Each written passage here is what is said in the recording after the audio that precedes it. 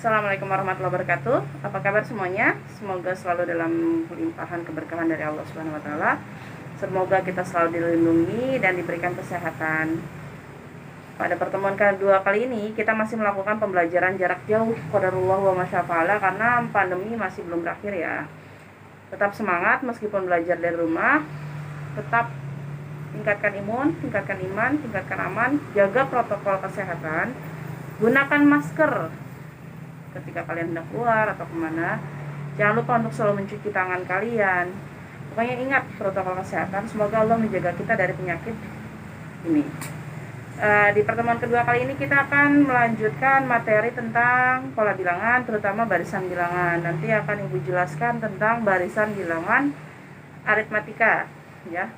Barisan bilangan aritmatika juga ada deret aritmatika. Oke, untuk lebih memudahkan pemahaman kalian, kita bisa simak video berikutnya.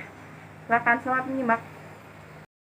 Assalamualaikum warahmatullahi wabarakatuh. Pada pertemuan kedua kali ini, kita akan membahas tentang pola dan suku-suku barisan bilangan. Yang pertama, kita akan membahas tentang pengertian barisan bilangan. Yang kedua, beberapa contoh aturan barisan bilangan. Yang ketiga, kita akan belajar menemukan rumus suku KN atau UN. Ya. Oke, kita lihat di sini ya. Pengertian barisan bilangan. Pengertian barisan bilangan ya. Kita lihat di sini ada yang A 1357. Ini memiliki 4 suku. Maksudnya 4 suku apa sih? Kita lihat. 1 3 itu yang kedua, 5 itu yang ketiga, 7 yang keempat. Berarti dia hanya ada 4 urutan angka ya. Jadi dia disebut dengan memiliki 4 suku. Suku itu apa sih? Suku bisa dikatakan dengan urutan ya. Jadi dia 1 itu urutan pertama, 3 itu urutan kedua, 5 itu urutan ketiga, 7 itu urutan keempat. Kemudian di sini yang B contohnya ada 2, 4, 6, 8, 10. Ini memiliki berapa suku? 1, 2, 3, 4, 5. Berarti memiliki 5 suku. Nah, yang C ini contohnya 3, 6, 9, 12, 15. Titik ini menunjukkan banyak suku tak hingga. Jadi dia sukunya banyak, tidak bisa ditentukan ya, ada berapa suku.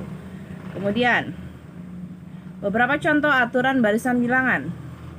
Ya, beberapa contoh aturan barisan bilangan. Yang pertama, barisan bertingkat 1. Maksudnya apa? Dia bisa langsung ditentukan bedanya pada aturan suku itu. Bisa kita lihat di sini ada angka 1, 3, 5, 7, 9.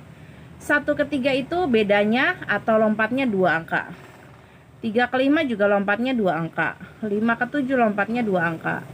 7 ke 9 lompatnya 2 angka. Semuanya sama kan, lompatnya 2.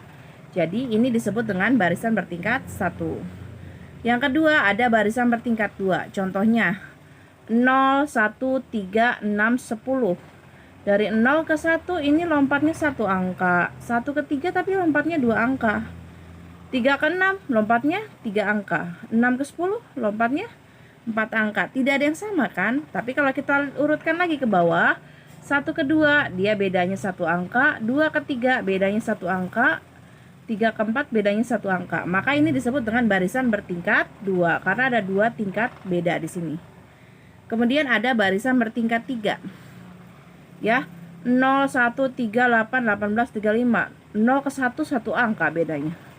1 ke 3 2 angka. 3 ke 8 wah banyak banget nih, 5 angka. 8 ke 18 wah 10 angka. 18 ke 35 banyak lagi, 17 angka. Ini belum nemu nih polanya nih. Kemudian kita lihat lagi di tingkat keduanya. 1 ke 2 1 angka. 2 ke 5 3 angka bedanya.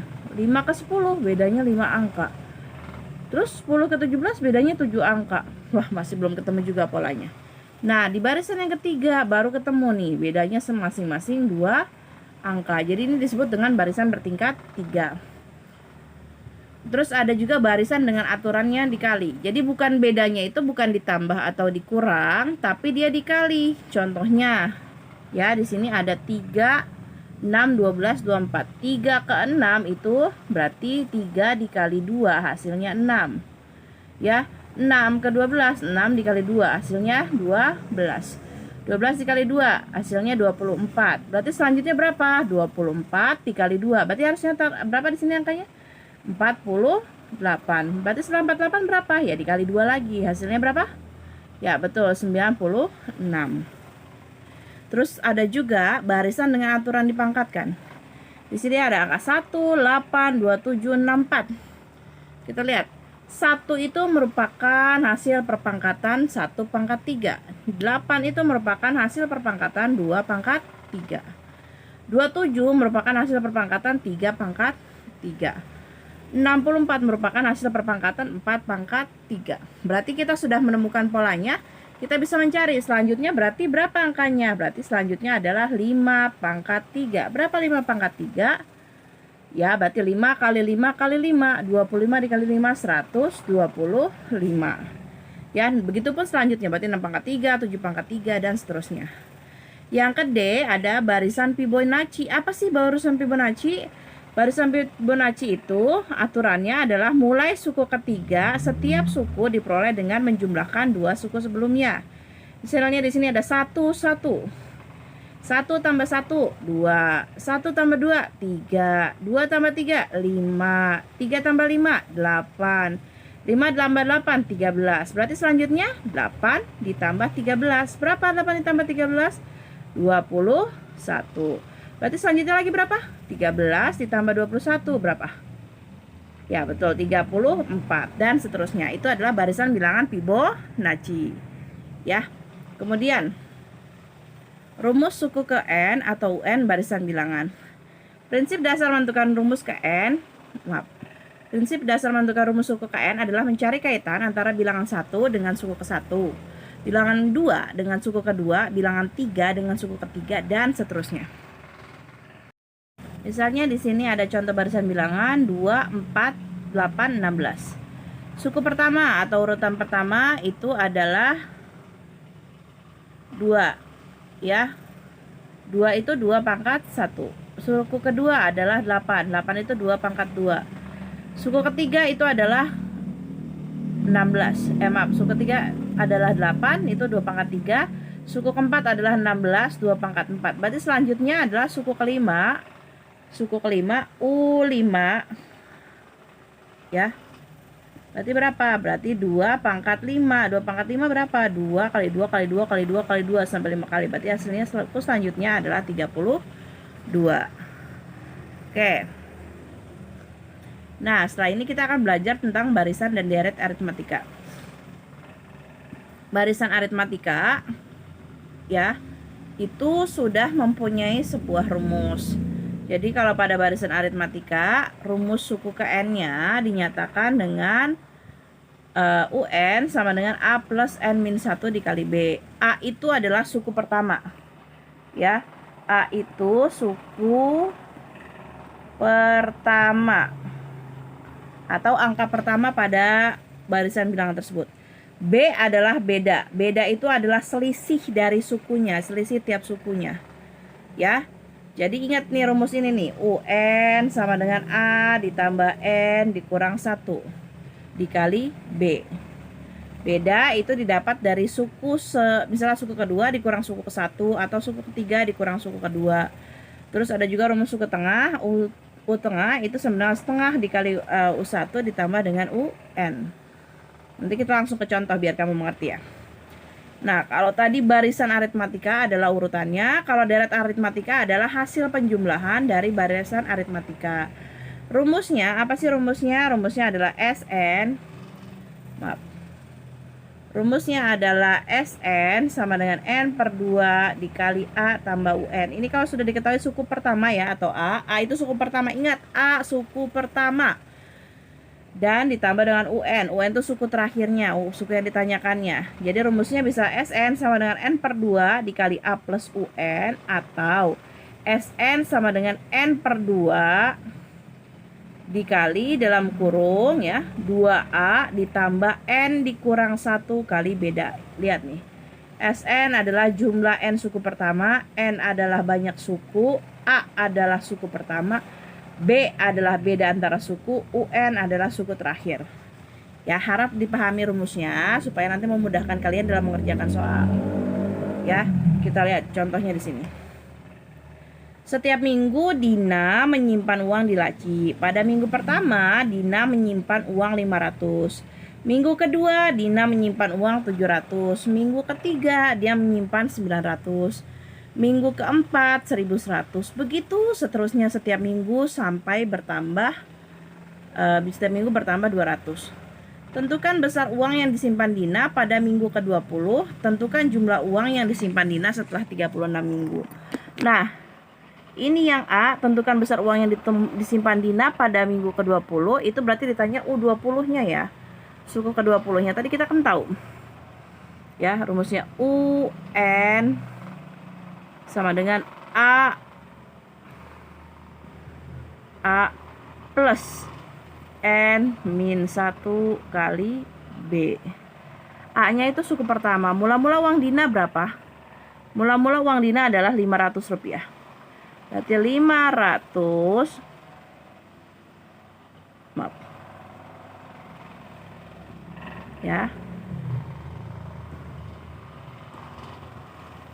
500 ditambah 20 dikurang 1 berarti 19 dikali bedanya berapa? Bedanya adalah setiap itu bertambah 200.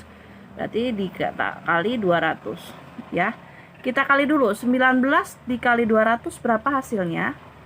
19 dikali 200 berarti 3.800 ya. Berarti 3.800. Berarti 500 ditambah 3.800. Berapa hasilnya?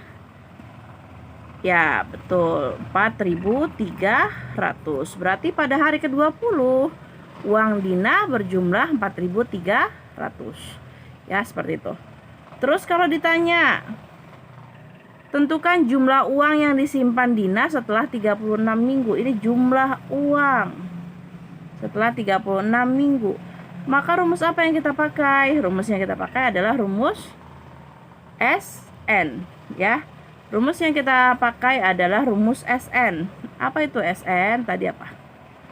SN sama dengan N per 2 dikali A ditambah UN, atau N per 2 dikali 2A ditambah N min 1 kali B. Tapi kan tadi kita sudah mencari UN-nya ya, sudah mencari suku ke-20-nya. Tapi di sini kan ditanya suku ke-30 36 minggu. Berarti kita belum dapat tuh yang 36 minggu. Berarti kita pakai rumus yang kedua. SN sama dengan N per 2 ya. SN sama dengan N per 2. Maaf nih kalau tulisannya kurang jelas. Kali 2A plus N min 1 kali B. Ya, N per 2 ini dapat dari mana? Nih, 36. Berarti 36 dibagi 2. Ya, dikali 2A. A-nya tadi 500. Berarti 2 kali 500 ditambah N-1 kali B. N-nya berapa tadi? N-nya 36, berarti ditambah 35 ya. 36 dikurang 1 kan 35. 35 dikali bedanya 200. 35 dikali 200. 35 dikali 200 berapa hasilnya? 35 dikali 200 itu 7.000. Ya. Terus 2 dikali 500 berapa? 1.000. Berarti 1.000 ditambah 7.000. Berapa 1.000 tambah 7.000? 8.000. Kemudian nih jangan lupa ini 36 dibagi 2. 36 dibagi 2 berarti berapa hasilnya? 18. Berarti hasilnya adalah 18 dikali 8.000. Coba kalian hitung berapa hasilnya. Ya.